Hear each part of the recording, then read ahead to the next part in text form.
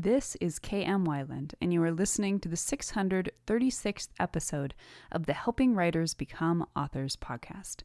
I hope you enjoyed this week's episode. What are plot devices? And why you should be cautious. So, what are plot devices? Basically, they're exactly what they sound like. Events that maneuver the plot in particular directions. All stories are built on plot devices. In truth, everything that happens in a story is a plot device. Story structure beats are plot devices. Character arc beats are plot devices. Plot devices are the little clockwork gears that make a story run. This means plot devices are also one of a writer's most important tools. If you need to figure out a way to get two characters to show up at the same place at the same time, a plot device is your key. Want two characters to have good reason to hate each other. Plot device. This isn't a bad thing. However, the term plot device often comes with the negative connotations associated with poorly executed moments that feel contrived or like authors are manipulating events in order to make the plot do what they want. Now, of course, all writers must manipulate the plot to some extent. After all, we're not just responsible for creating the story, we're also responsible for steering it. We know we need to get the characters from point A to point B, which means coming up with plausible plot devices to move them along the road toward the final climax. The trick is to do so in a way that honors the entire context of the story. Each event should arise naturally from the story's cause and effect. Anytime something in a story seems to exist solely to explain a previous event or further a future event, that's the sign of a contrived plot device. By contrast, a successful plot device is one that seems to exist solely for its own sake, as if it were just as important as any other event, which allows it to seamlessly integrate with the rest of the story. This topic is on my mind right now as I've been brainstorming my way around the need for a particular plot device in my fantasy work in progress, Wildblood. So today I want to talk about how you can recognize obvious plot devices and then how to troubleshoot your own process to determine whether or not the plot devices will seem contrived to readers. So to get us started, here are 8 possible ways plot devices may show up in your story. Number 1, an event. At its simplest, a plot device is something that happens in your story. It could be a birth, a death, a robbery, a wedding, a dance-off, a scam, you name it. Most of the time, we refer to these events as beats or even scenes. We usually only think of them as plot devices when they seem contrived, as if the only reason an event is happening is either to facilitate a different scene or to instigate a particular emotion in readers. For example, in Jupiter Ascending, the main characters are betrayed by a friend, an event that exists solely to facilitate certain subsequent plot developments and that is not supported by either proper buildup or motive or by emotional consequences after the fact. Number 2, info. Anything that changes the plot moves the plot. Something information is capable of doing all by itself.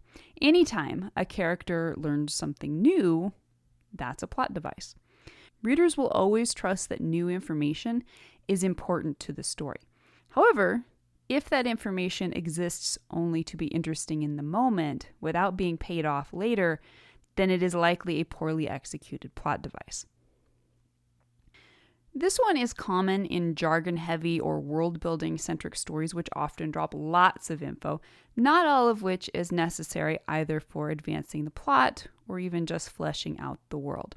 For example, in the adaptation of The Witcher, the cost of magic, which is originally demonstrated by a girl's hand withering after performing magic, is used as a device to inform the plot early on, but then dropped from the narrative when it becomes inconvenient. Number 3, MacGuffin. A MacGuffin, as Alfred Hitchcock famously called it, is a thing or person that inspires pursuit throughout the story. The Falcon statuette in the Maltese Falcon is one of the most famous examples. A MacGuffin can also be a person or even just a bit of information. This is a powerful plot device, but it only works well when the MacGuffin is not incidental. It needs to be there for more than just a reason to keep the characters moving.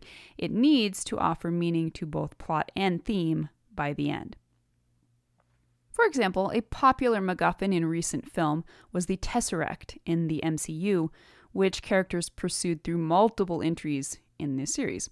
Ultimately, it was a successful plot device since it remained important to the very end of the original plotline when it was claimed by the arch-villain Thanos as one of the Infinity Stones. Number 4, suspense and/or cliffhanger. Poorly wrought plot devices are often designed to manipulate readers. Now, ultimately, it is a writer's job to guide the reader's experience, and to control your reader's experience, you must control both expectation and emotion. Suspense is a powerful tool for accomplishing both. However, it must be wielded so as to reward trust. If suspense is built, or if a cliffhanger is employed only for the subsequent scenes to dwindle the anxiety and/or outright fool readers, the effect is usually jarring at best and off-putting at worst. For example, and this is a low-key example, but when I think about this trick, I always think of a scene in a Dick Van Dyke Show episode in which the opening scene has protagonist Rob bursting into the kitchen in a panic to tell his wife, "The police are here for us," only to have the next scene, after the opening credits, reveal that the police are there for totally mundane reasons. Number 5, conundrums. Much of plot revolves around creating conundrums for characters to solve. This is true simply on the level of scene structure, in which a character's goal will be met with an obstacle which inspires the need for a solution. It is even more obviously true in genres such as mystery, which focus entirely on solving puzzles.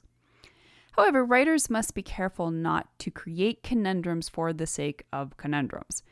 If your character has to spend time figuring out something that doesn't impact or matter to the overall story, then ultimately you're just wasting readers' time. For example, much of the plot in season 4 of Stranger Things revolved around solving the mystery of whether or not a local man savagely murdered his family many decades ago. Because solving this mystery proves crucial to the present-day plotline in which characters are trying to rescue one of their own from a similar fate, the plot device works. Had it not tied together so cohesively, it would have been problematic. Number 6, plot twists. A plot twist can be one of the most enjoyable types of plot device. It can also be one of the most abused. A plot twist should never exist just for the sake of the twist. It should be a natural and inevitable outgrowth of everything that's come before, and should matter to what comes after. If you could pull the twist without affecting the progression of the plot, you know you're probably looking at a manipulative plot device.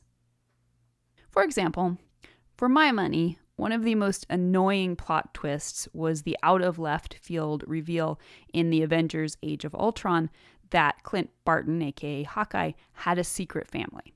Now, it doesn't seem so bad in retrospect since the franchise did build on it in subsequent episodes, but at the time, it lacked any setup and felt super manipulative. Number 7, bad guy motivation.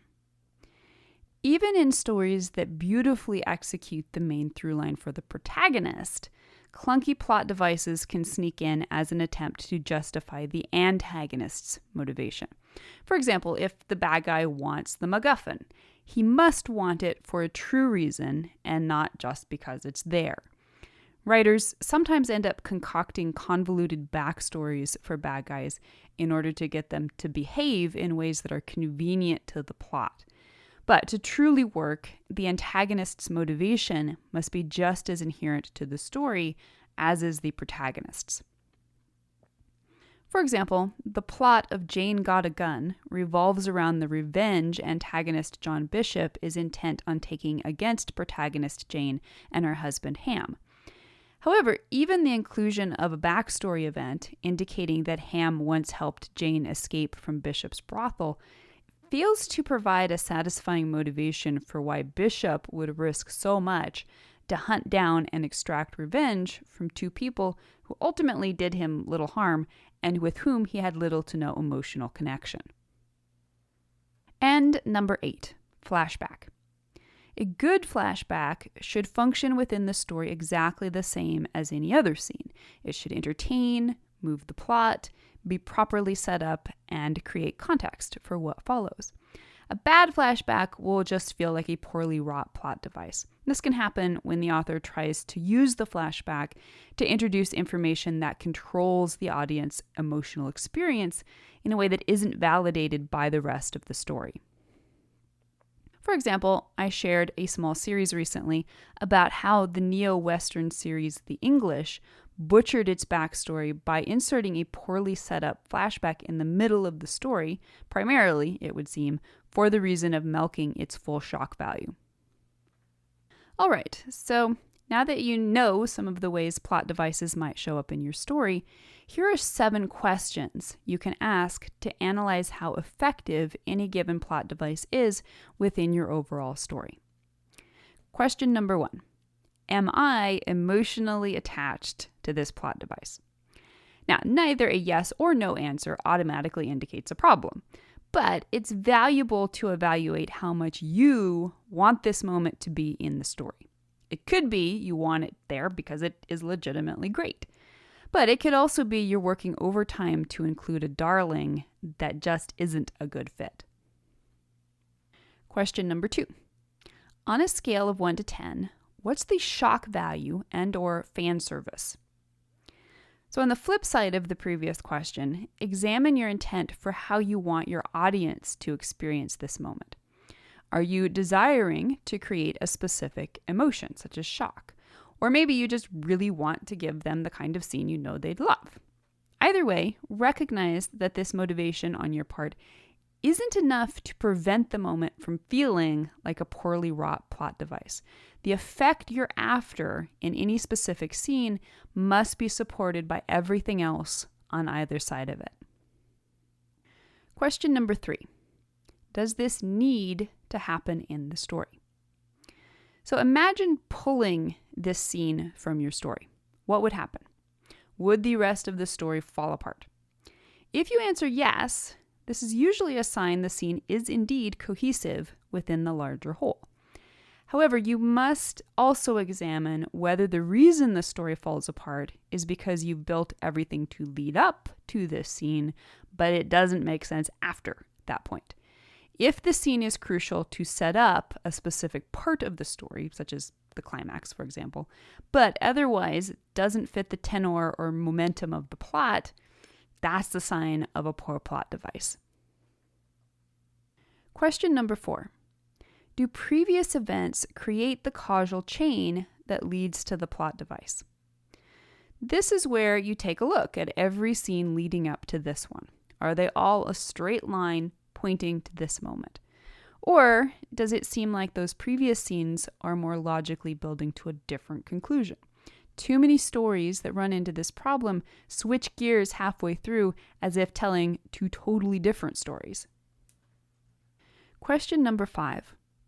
Does the device create meaning, context, or catalyst for subsequent events? So now look at all the scenes that follow the one in question. Do they also form a straight line away from the scene in question, building upon the plot device to naturally create the rest of the story? I always like to think of scenes in a story as a row of dominoes. Each one has to bump into the one to follow. Question number 6. Are characters properly motivated to create this device? So one of the main reasons plot devices feel hokey is that characters' reasons for acting in certain ways just don't make sense. Often, we know we want a particular scene to happen, for example, a breakup on the day of the wedding. But unless we use the previous scenes to naturally evolve the character's motivations, that scene will ring false when it finally happens. Not only will it fail to provide the desired effect, but it will also likely feel manipulative to audiences. And question number 7. Does this feel contrived? One of the best rules in storytelling is simply you can use coincidences to get your characters into trouble, but never to get them out. Again, this all comes down to proper setup and foreshadowing. If an event is shoehorned into a story just because the author wants it there, it is likely to feel coincidental and contrived. But if you double check how you've developed and portrayed the characters' motivations, you can show them doing just about anything, and readers will swallow it down. Plot devices are crucial integers in every story at every step. But unless you're wary of the pitfalls, they can also be potential landmines. Learning how to identify plot devices and fully support them on every page of your story is a huge step toward writing cohesive and resonant fiction. So I hope you'll stop by the site and join me in conversation on this. What are some plot devices in your story, and how have you handled them? If you'd like to be part of the word player community over on my site and join in the conversation on this subject, be sure to stop by the website at helpingwritersbecomeauthors.com. You can always find a transcript of the most recent podcast and add your voice to the discussion by visiting the first post on the site's homepage. And don't forget that if you're looking for an older post, you can always find those by putting the podcast title in the search field at the top of the right-hand column.